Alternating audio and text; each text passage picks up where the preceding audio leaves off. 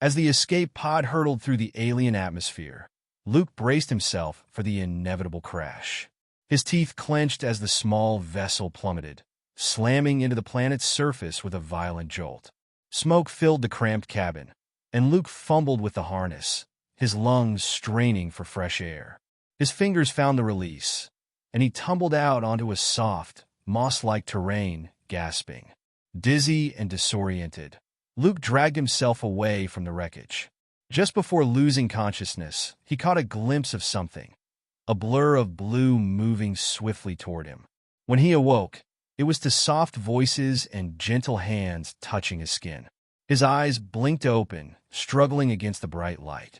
Surrounding him were strikingly beautiful, blue-skinned women, their flowing garments accentuating their forms. "He's awake," one said, her voice melodic. Luke tried to sit up, but a firm hand pushed him back down. "Easy there, space traveler," purred a sultry voice. He turned his head to see a tall, silver-eyed woman standing over him, her long, shimmering hair catching the sunlight. She smirked, tracing a finger along his jawline. "I'm Arya," she said, her tone teasing. "And you, my friend, are quite the find." "Luke," he croaked out, still trying to orient himself. "Where am I?" Arya's smirk widened. "Welcome to Zara Prime. And I must say, you've made our millennium." Before Luke could gather his thoughts, Arya stood and addressed the others. "Ladies, let's take a closer look at our new arrival, shall we?" Luke's eyes widened. "Wait, what?" he stammered as the women closed in, reaching for his flight suit.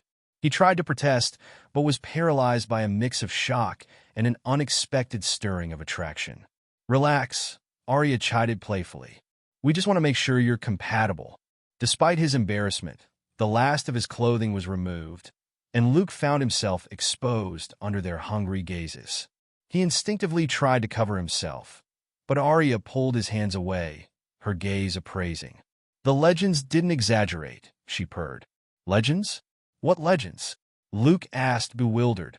A softer voice interrupted. "Perhaps we should explain," said another blue-skinned woman, approaching with an air of calm. She knelt beside him, her demeanor more serene than Arya's. "I'm Lyra," she said gently. "I'm sorry for the abrupt welcome, but we've been expecting someone like you for a very long time." Luke frowned. "You knew I was coming?" "How?" Lyra exchanged a glance with Arya before speaking. "Not you specifically, but we've known for ages that someone from the stars would come. Our people are facing extinction. We need contact, intimate contact with other species to survive." Arya grinned and winked. "And here you are, a virile human male, crashing right into our world. Lucky us." Luke's mind reeled. "So you need me to what?" "Love you." Arya laughed, her silver eyes glinting. "Precisely. Repeatedly and thoroughly." Lyra, though amused, gently chastised Arya. "What she means," Lyra said, "is that we hope you'll help us. Your presence alone is already making a difference." She reached out, her fingertips lightly brushing Luke's arm. A soft glow emitted from her touch, and a pleasant warmth spread through his body. "Amazing," murmured another voice. Luke turned to see a third woman, her gaze intensely focused on him. "This is Ziva," Lyra introduced. "She's our scientist." Ziva nodded, still observing him intently. "Your physiological reaction to our touch is intriguing. I look forward to further tests." Luke swallowed, unsure whether to feel afraid or intrigued. Perhaps both. Arya clapped her hands, breaking the tension. "All right, ladies, let's not overwhelm him just yet.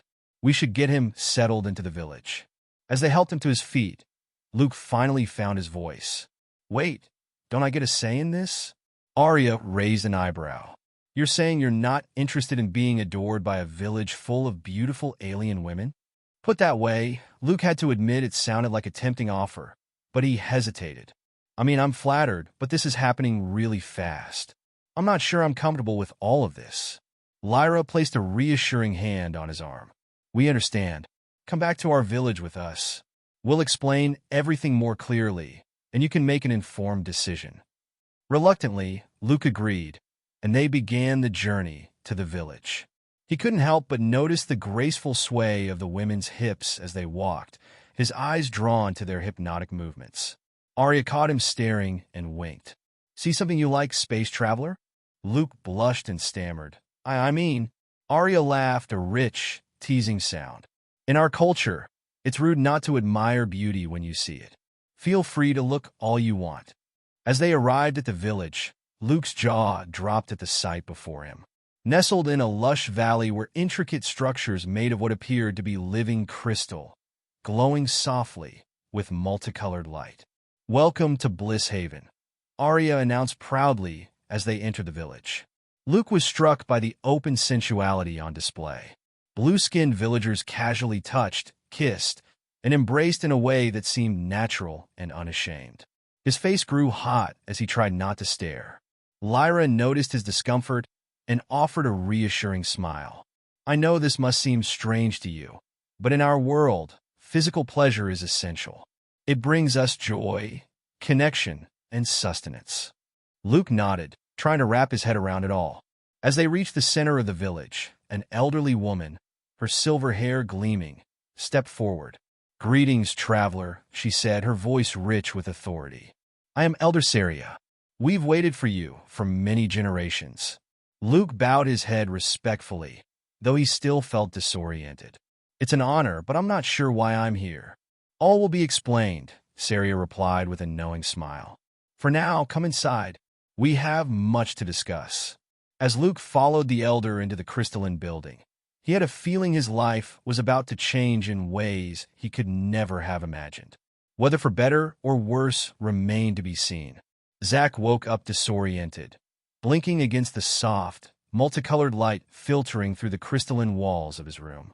For a moment, he had to remind himself that he wasn't on his ship anymore, but on the mysterious planet of Erosis.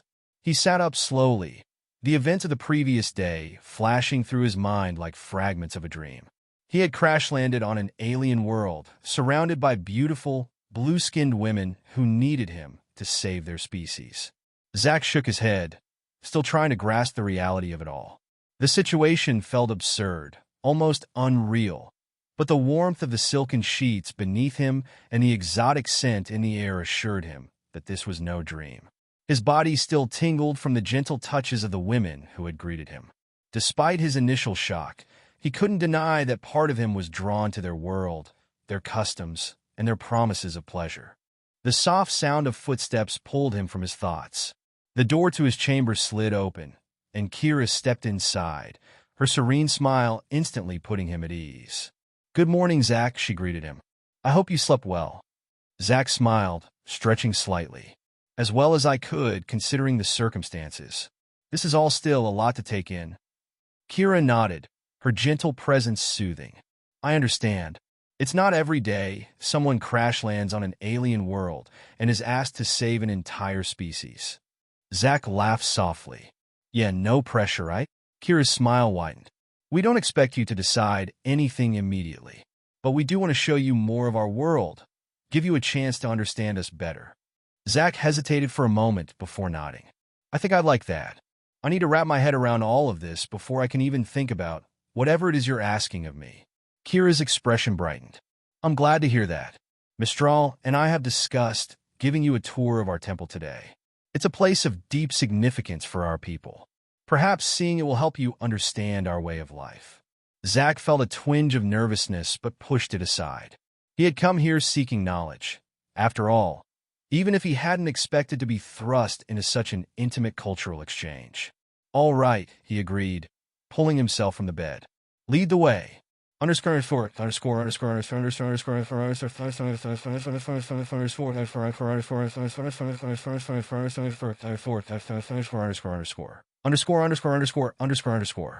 walk to the temple was peaceful. The sun hung low in the sky, casting golden rays across the lush, purple landscape. Zach was amazed at how vibrant everything was. The plants, the buildings, even the people, all seemed to radiate an energy that was palpable. As they approached the temple, Zach could see that it was unlike any of the other structures in the village. Its walls were made from what appeared to be a shimmering, translucent crystal, with vines of glowing flowers twining around its surface. The light inside pulsed gently, like the heartbeat of the planet itself. This is the Temple of Erosis, Kiro explained as they neared the entrance. It is where we come to connect with the energy of our world and with each other. Zack could feel the hum of energy as they stepped through the threshold. The interior of the temple was even more breathtaking, with soft cushions and silken drapes adorning the floor, while beams of light refracted through the crystal walls, casting rainbows that danced across the room. At the center of the temple was a large pool of water that shimmered with an otherworldly glow. Zack was so captivated by the beauty of the place that he barely noticed when Mistral appeared at his side. "Beautiful, isn't it?" she asked, her voice low and sultry. He glanced at her, feeling the familiar flutter of nerves in his chest. "It is," he admitted. "I've never seen anything like this." Mistral's silver eyes gleamed with amusement. "We have more to show you, spaceman. Come, join us by the pool." Zack hesitated, his thoughts swirling. The women of this world were direct. There was no mistaking their intentions. And while part of him was undeniably attracted to their allure, another part of him still felt uneasy. He needed answers, not seduction. Kira seemed to sense his hesitation and placed a gentle hand on his arm. "We don't wish to overwhelm you," she said softly. "We only want to share our way of life with you. If you wish to take things slow, we will respect that." Zack exhaled, grateful for her understanding. "I appreciate that," he said. "But I do want to learn more about your people. I just need time to process it all." Mistral smirked, but there was no malice in her expression. "Time is something we have plenty of," she said, motioning for him to sit by the pool. Zack took a seat on one of the cushions, watching as Mistral and Kira settled beside him. The water in the pool rippled gently, casting shimmering reflections on the walls. For a moment, there was silence, as if the temple itself was waiting for him to speak. "So," Zack began, trying to gather his thoughts, "you mentioned that your people need physical contact to survive. But how does it work? Why can't you sustain yourselves on your own?" Kira exchanged a glance with Mistral before answering. "Our biology is unique," she explained. "We draw energy from the life forces of other sentient beings through physical contact. Over time, our bodies have evolved to require that energy in order to thrive." Zack frowned. "But why me? Why humans?" Mistral grinned. "Humans, my dear, are known across the galaxy for their passion. Your species is uniquely compatible with ours." Zack felt his cheeks flush, but he pressed on. "And what happens if I choose not to, engage?" Kira's smile was kind, though there was a hint of sadness in her eyes. "Then we will respect your decision. But without that energy, our people will continue to weaken. Eventually, we will perish." Zack's mind raced as he tried to process the gravity of their situation. He had come here by accident, but now it seemed that his mere presence held the fate of an entire species in balance. It was a heavy burden to bear. Mistral leaned closer, her eyes locking onto his. "You don't have to decide right now," she purred. "But know this, Zack. We offer more than survival. We offer pleasure, connection, and a life filled with joy. All we ask is that you give yourself to us." Zack swallowed hard, his heart pounding in his chest. He knew he was standing at a crossroads. One path led back to his ship and the life he had known, while the other led deeper into the unknown, into the arms of these alien women and the strange, intoxicating world they offered. "I need time to think," he said finally, his voice barely above a whisper. Kira nodded in understanding. "Take all the time you need." But as Zack stared into the shimmering waters of the pool, he couldn't shake the feeling that time was slipping away, and that soon he would have to make a choice, one that would change the course of his life forever. Zack spent the remainder of the day exploring the village with Kira. She was patient, guiding him with a calm demeanor that set him at ease. As they wandered through the vibrant streets of Erosis, he found himself captivated by the harmony of the people and the land. The structures, though alien, seemed to grow organically from the earth, their crystalline spires and curving architecture blending seamlessly into the rolling purple hills. Despite the beauty, Zack's mind buzzed with questions. His initial shock had begun to fade, replaced by a gnawing curiosity about how all of this worked. how an entire species could be dependent on outsiders for survival, and why they had placed their hopes on him. He couldn't shake the feeling that there was more to the story. "Is this your whole world?" Zack asked as they walked past a market filled with strange fruits and shimmering fabrics. Kira glanced at him, her delicate features softening. "No, this is just one village. There are others scattered across Erosis, but our population has dwindled over the centuries. Once, our world was teeming with life. Now, only a fraction of us remain." Zack stopped, turning to face her. "Why didn't you reach out for help earlier? There are thousands of advanced species in the galaxy. Surely someone would have offered aid." Kira hesitated, her eyes flickering with an emotion Zack couldn't quite place. We tried. Many centuries ago, before your people had even left their home planet, we sought aid from other species. But our needs were misunderstood. To some, our dependence on physical connection seemed parasitic." Zack felt a chill run down his spine. "Parasitic? Is that what you are?" Kira's expression darkened, and for the first time, Zack saw a flash of pain cross her face. "No, we are not parasites. We do not take more than is offered freely, and we give back as much as we receive. It's a symbiotic relationship, but others couldn't see it that way." Zack frowned, trying to reconcile her words with the weight of what they had asked him to do. "And what happens if I say no? What happens if no one offers?" Kira's gaze dropped to the ground, her voice barely a whisper. "Then our people will die." Zack's breath caught in his throat. The weight of their desperation settled on him like a heavy cloak. He had stumbled into a world on the brink of extinction, and they were looking at him as their savior. It was too much. They continued in silence, the atmosphere between them thick with tension. As the sun began to dip below the horizon, casting the sky in shades of violet and gold, they arrived at a secluded garden tucked away behind the temple. It was a peaceful, private place, filled with strange, glowing plants that pulsed with life. Kira stopped and turned to Zack, her eyes shimmering in the fading light.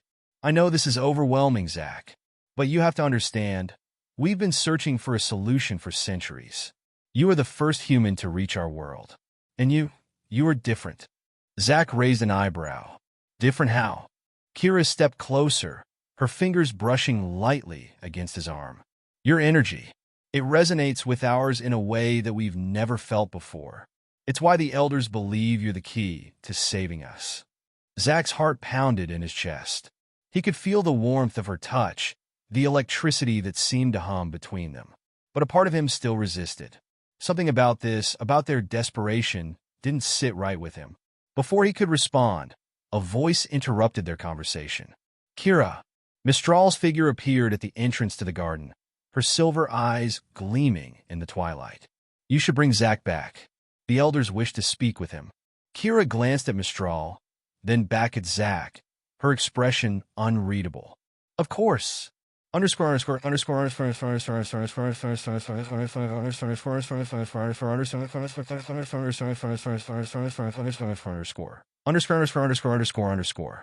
temple was different at night.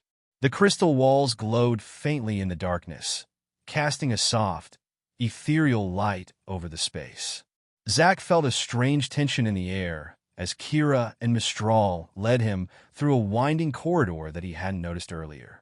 The further they walked, the more he felt like he was descending into the heart of something ancient, something powerful. At last, they reached a chamber deep within the temple, where the elders awaited. They sat in a circle, their robes shimmering in the dim light. Their faces were serene, but their eyes watched Zack intently as he entered the room. Zachary Reed. One of them spoke, her voice low and melodic. "We have waited for you." Zack shifted uneasily under their gaze. "I've been hearing a lot about how important I am. I think it's time I got some answers." The elder who had spoken nodded slowly. "Indeed, you deserve to know the truth." She gestured to the others, and one by one, they stood and approached the center of the room. There, they knelt around a glowing stone that pulsed with the same energy Zack had felt since his arrival. As they began to chant in a language Zack couldn't understand, the stone began to change. Its glow intensified, and soon, A holographic image flickered to life above it. The image showed Erosis, but not the peaceful, beautiful world Zack had seen. This version of the planet was ravaged by war, its skies darkened by smoke, its land scorched and broken. Strange, monstrous creatures filled the air, their bodies pulsing with dark energy. This was Erosis long ago, the Elder explained. Before the Great War, our people were once much like yours, capable of both great creation and great destruction. But in our thirst for power, we unleashed something terrible. Zack watched in horror as the image shifted to show one of the creatures consuming the life force of a fallen Erosian, leaving nothing but an empty shell behind. These creatures, born of our own greed, turned against us. They fed on our energy, draining us until we were nearly extinct. In our desperation, we made a pact, a binding that would prevent the creatures from consuming us fully. Zack's brow furrowed. A pact? The Elder nodded. We bound our life force to the energy of other sentient beings, those who could sustain us without draining us dry. The creatures were banished, but we were forever changed. Our people could no longer live without the energy of others. Zack's stomach twisted. So, that's why you need me, to keep these creatures at bay? Yes, Mistral interjected, her voice serious now. But it's more than that. Our pact is fragile. It has kept the creatures locked away for centuries, but they are growing stronger. The Elders believe that only through a deep connection with a being whose energy resonates with ours can we strengthen the barrier and prevent them from returning. And you think that's me? Zack asked, his voice laced with disbelief. The Elders nodded in unison. Zack ran a hand through his hair, trying to process everything. This wasn't just about saving their species. It was about keeping some kind of ancient evil from escaping. And now, they were telling him that he was the key to preventing a catastrophe. Why me? Zack asked again, his voice barely a whisper. The Elder stepped forward, placing a hand on his shoulder. Because, Zachary Reed, you are not just any human. Your energy is rare, powerful, and it resonates with ours in a way we have not seen in millennia. You are the one we have been waiting for. Zack stared at her, the weight of her words pressing down on him like a tidal wave. His mind raced with the enormity of the situation.